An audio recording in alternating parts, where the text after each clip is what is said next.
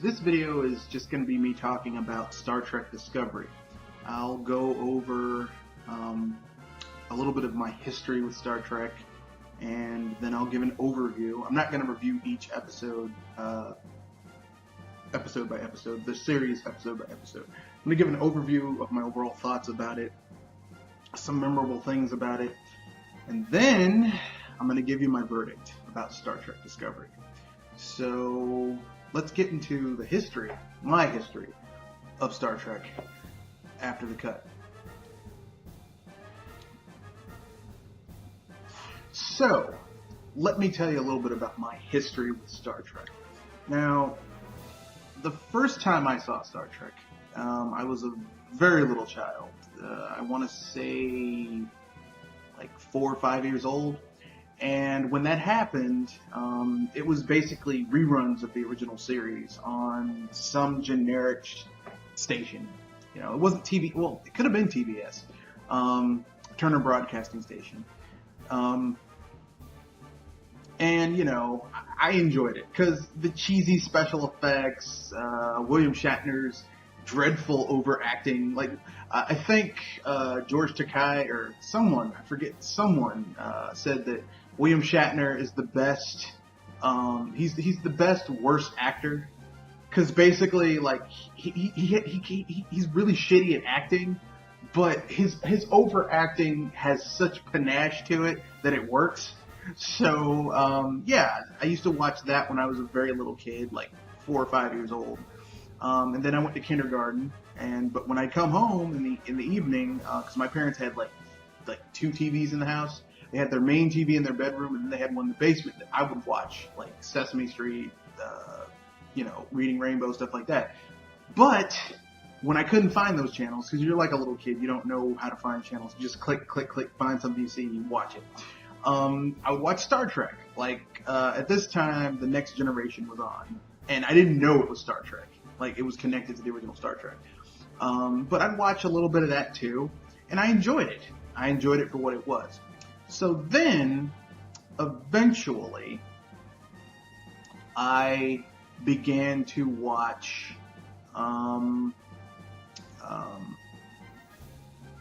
like I left Star Trek for a while because we became a 1 TV household, and whatever the fuck my parents were watching, that's what we had to watch. Then eventually I got my own TV, and I fucking loved it. But that's neither here nor there. Eventually, I moved back to the East Coast and went into junior high school / high school, because it was a school where it went 7th, 8th, all the way up to 12th grade. Not the typical. And I had my own TV, and we had the Sci-Fi Channel. And the Sci-Fi Channel at that time was owned by Paramount Network. So Paramount, this is before Paramount split into CBS and whatever. Like, Viacom owned everything. So basically, they used to show all of the Star Trek series in chronological order, like according to the series, not according to whatever. So I watched the original series in chronological order, Next Generation in chronological order, Deep Space Nine in chronological order, Voyager in chronological order. And I loved that shit. Watched all of them on Sci-Fi Network. And then I got older. I tried to get into Enterprise at first, and I didn't like it. Later on, I went back and I saw it on Netflix, or was it Hulu? It's one of those. Not Hulu. It was either Netflix or Amazon Prime. And like, I grew to appreciate Enterprise. It's a shame that they cut it off when it was just starting to get really fucking good. But yeah, loved me some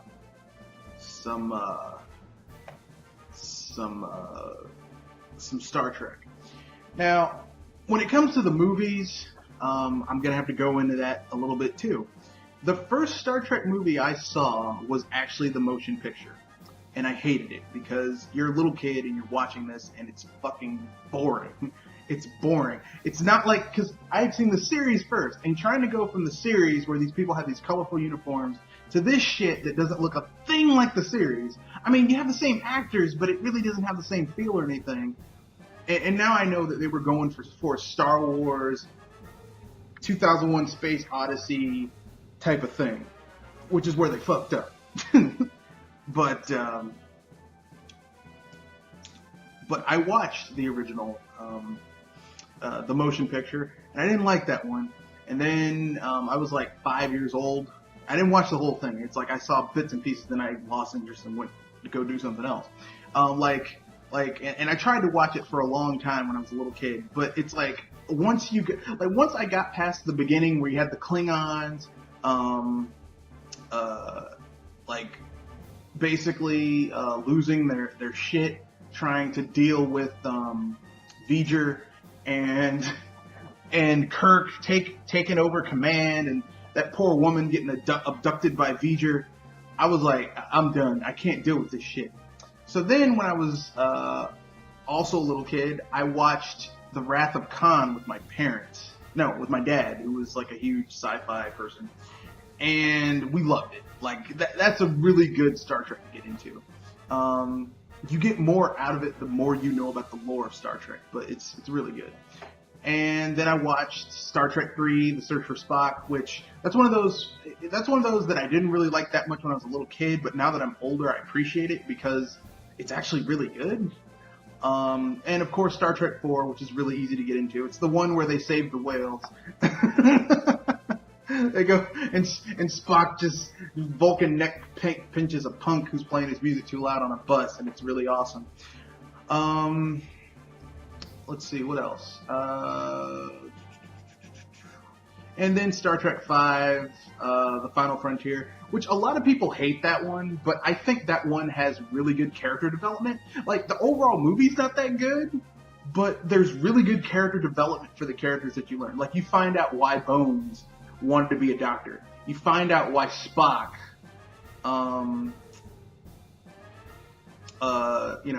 like Spock's inner shame, everyone's inner pain, right?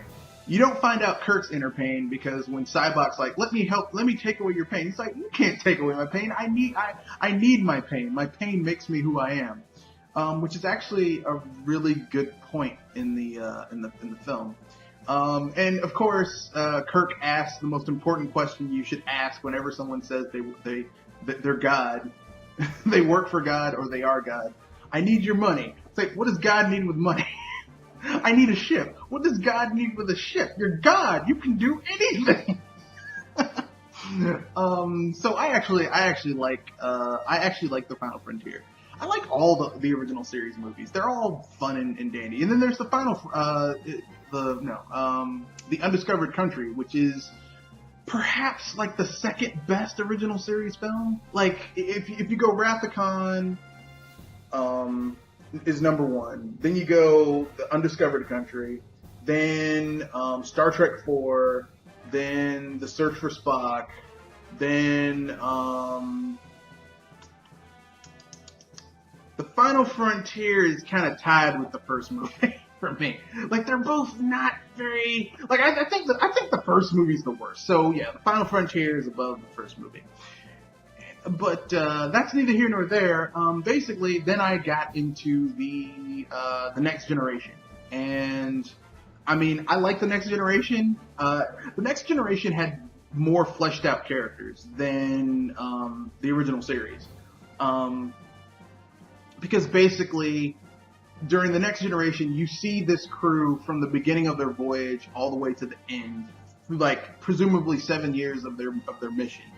And you see how people change and grow, which is something you don't see in the original series. Like, basically, like, Kirk is the same person that you see in the beginning as he is in the final season.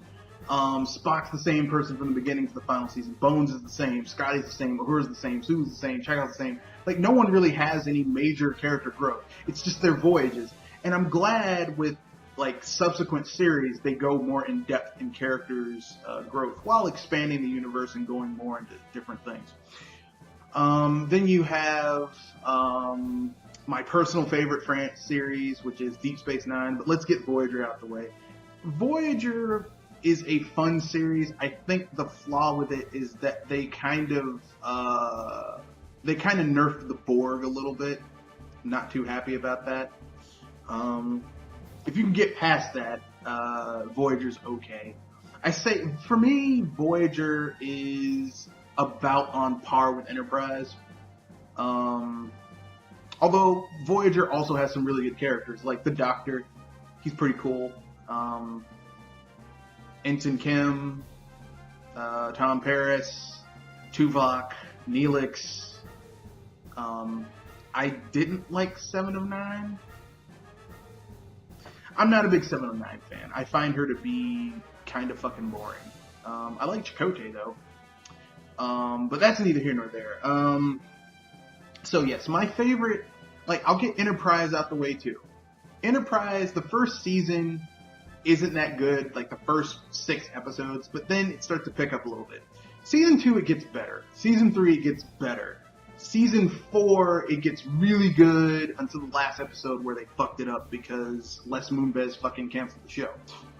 And now his ass is gone. And if they find out those allegations are true, his ass ain't getting any money either. Or very little. Like, they can pay him less. Which is good. So, I guess this kind of gets to my favorite Star Trek franchise, which is Deep Space Nine.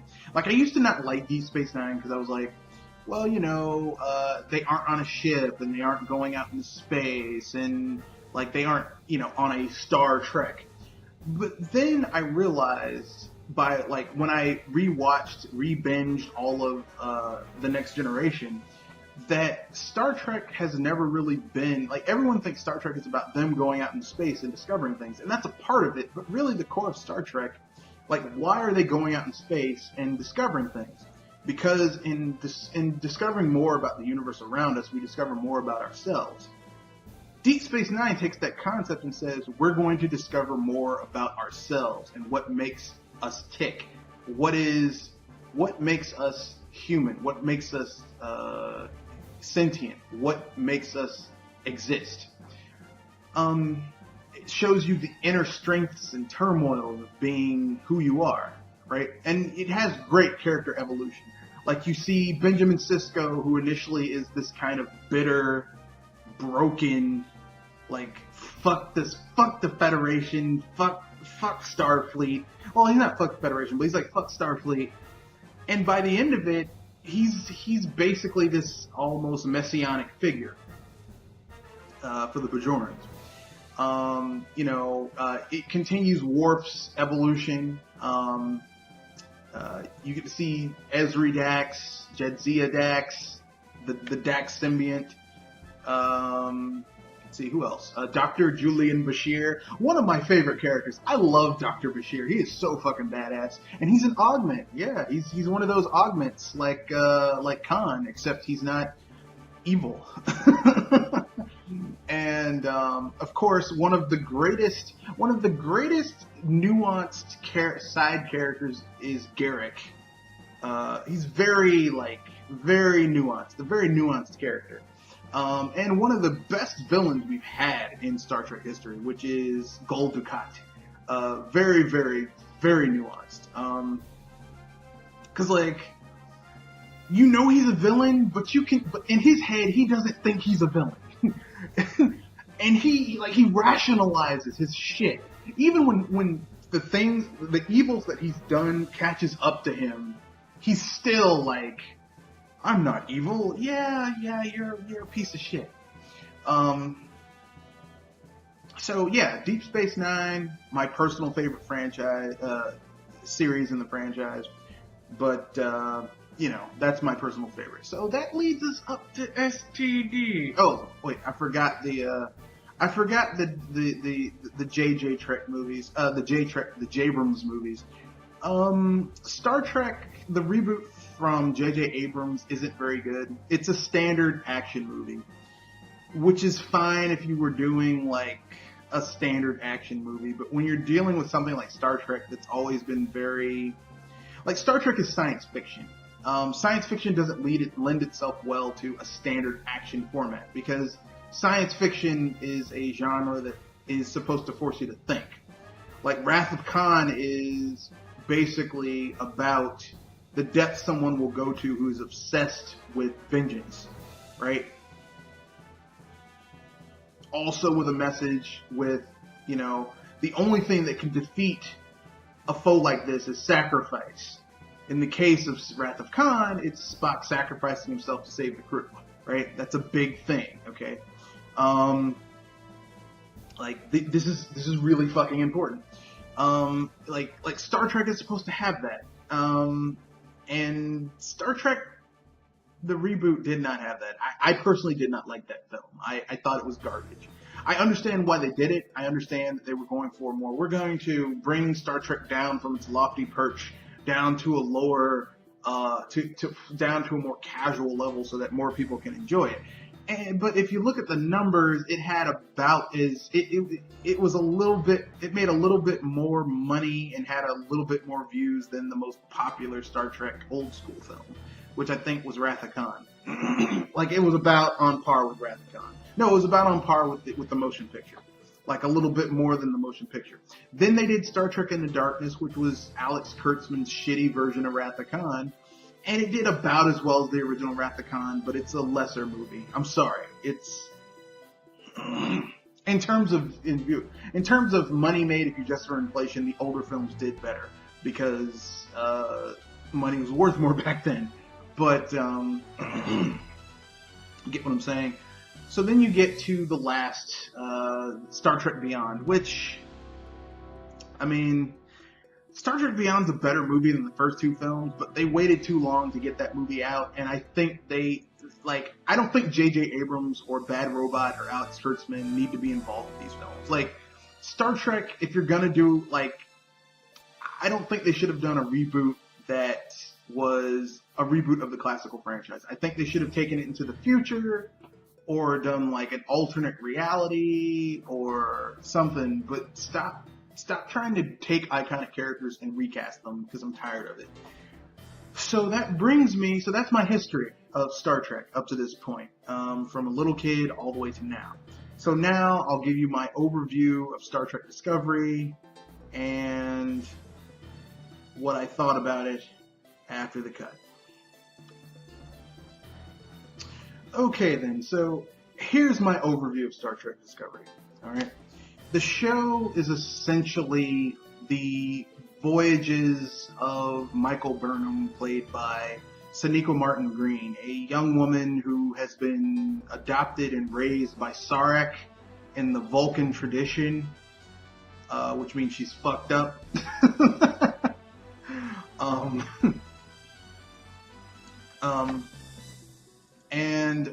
She is arguably one of the worst Starfleet officers I've ever seen before in a Star Trek show. And I'm saying this as someone who watched the original series, The Next Generation, Voyager, Deep Space Nine, Enterprise. She, hands down, one of the shittiest officers I've ever seen in a Star Trek show. In the first two episodes, she basically starts the Klingon Federation War, gets millions of people killed, tons of valuable ships destroyed. Basically, she's terrible. Okay, she goes against the direct orders of her captain, which means she should be court-martialed and thrown in the deepest jail ever. Goes on a series of adventures which has her basically being written as being this superhuman character who can figure out everything, even though she biologically and physiologically doesn't have the capability. They're treating her like Spock in the original series, but the thing is that even though Spock was half human, he was also half Vulcan, which means he had the he did have the physiological things in order to do certain things that a normal human couldn't. If you took a normal human, you took them to Vulcan, and you gave them all the training that a Vulcan would get in order to be, the mental, masters that they are, the humans still would not be able to do the shit that a Vulcan can. You get what I'm saying? That's one of the problems with this series. So this series has all types of problems.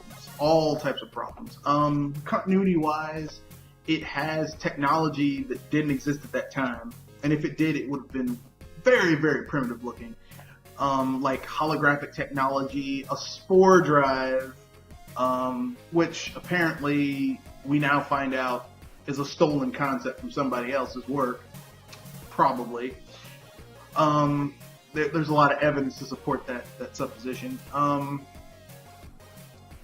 A really bad captain. Like, we've seen bad captains in Star Trek before, but, like, well, no, actually, we haven't. Like, the worst captain we saw was the captain in Voyager, who basically was, no, we've seen bad captains, but normally when we see bad captains in Star Trek, they're misguided. Like, we never have seen a clearly, distinctly bad captain. Until this one. Captain Lorca is a piece of shit. He is a total piece of shit. And he does some really fucked up shit. Really fucked up. Turns out he's from the Mirror Universe. Spoiler. This series is just not very good. It's got continuity errors. The Klingons are fucking eating the dead and they're religious, which is weird because the Klingons, before they ever met the Federation, pretty much, they're spiritual, they're not religious. What I mean by this is they're really into Sto-vo-kor and all this stuff, but they kind of don't, how can I put this? Like, it's kind of like what Worf said in one of their things, like, what do you do with your gods? Oh, we killed our gods. Like, in their religion, like, the first Klingons were created, then they banded together and killed their gods. They don't worship gods. They killed them. Like, that's how the Klingons work. And probably ate their hearts. Like, so, you know, so basically, overall, the entire run of Star Trek Discovery in the first season is them trying to wrap up the Klingon Civil War. Not the Klingon Civil War, the Klingon Federation War. The way they do this is they essentially plant a bomb in Kronos, the moon, that if you follow that timeline will eventually explode. So I guess the reason they put a bomb in the moon is so that they can tie it in to Kronos exploding in Star Trek VI, the Undiscovered Country. It's still a fucking stupid ass reason. It's oh god, this show is stupid. I have never in my life seen a Star Trek series that made me feel that didn't make me feel stupid, but was trying to talk down to me as a Star Trek fan, like, you stupid motherfucker, how dare you tell us how to do this? So, I'll give you my verdict of the show after the cut. So, here we go. Basically, here's my verdict of Star Trek Discovery. This stuff needs to be launched into the sun and destroyed permanently. It's not very good. If you're a Star Trek, look, if you're someone who has never seen Star Trek and you watch Discovery and you like it, that's cool. I'm not going to disavow your like of it, but what you're watching is not Star Trek. If they called Discovery something else, if they said it's some random science fiction show called Discovery, I probably wouldn't give a shit. But the fact that they're trying to graft this shit to Star Trek is offensive. So I don't like that. I don't like that. Is offensive that they're trying to make this into a Star Trek brand. They're because, like, Discovery is supposed to take place before the events of the original series, right? That's when it's supposed to take place. The problem is that none of this shit adds up. Ships are far too large for that time period. Because basically, like, Enterprise had the right thing. Like, the first Starfleet ships are very small. They're basically like the first submarines. They're very small vessels, okay? Cramped quarters, very small, okay? So, like, basically 100 years after Enterprise is when you have the original series, roughly speaking. 75, 100 years, okay? So, during that time, you're still going to have really small fucking ships. Why are all these ships so damn big? in the future. You have bad characterizations. This show was not written by people who had been, like, basically, there's like a bevy of people who have been working on Star Trek, like veteran writers for 20 years. None of those fucking people are working on this show. And you can tell because they've got shit wrong. And I know some people say, well, what about Alex Kurtzman? The guy who was partially in charge of the two shitty Star Trek films that came out under Bad Robot and J.J. Abrams. I don't trust him either. So basically, yeah, Star Trek Discovery is shit, and it needs to be flushed away. And maybe use some scented floral spray to make it cover up the smell. It's not very good. So should you watch it? I mean, if you absolutely, like, 100% need to watch some type of, like, Star Trek show, I would not advise to watch this. I mean, there's better Star Trek stuff out there. I mean, you can go on Amazon Prime. I mean, if you have CBS All Access, don't watch it. I mean, All Access has the other shit. You can go watch the original series, Deep Space Nine, Voyager, The Next Generation, Enterprise, like the animated series. There's so much better shit to watch than Discovery. Discovery's terrible. If you have to watch a sci-fi, if you're someone who needs to watch a sci-fi show that's dark and gritty and has people getting murdered, shit like that, go watch Babylon 5 or The Lex or Farscape. Those are better, darker shows to watch. Or you can go watch The Expanse. That's dark and gritty as fuck. Don't watch this. It's not good. 2 thumbs down. Fuck this show. That's the verdict. I'll give you a general overview, channel, what's coming up this week after the cut. So, here's what's coming up. Basically, either tomorrow or Wednesday, I'll be uploading a 2-part video, basically talking about how to make a Double Dragon video game, bringing it into the 3D generation. So, beat 'em up in the vein of a Yakuza or a kind of One Piece adventure, something like that. And that's going to be 2-parter. I already have the script written out for it, or not really script. I do an outline. I have the outline written out for it and everything. I just need to capture footage in order to overlay over to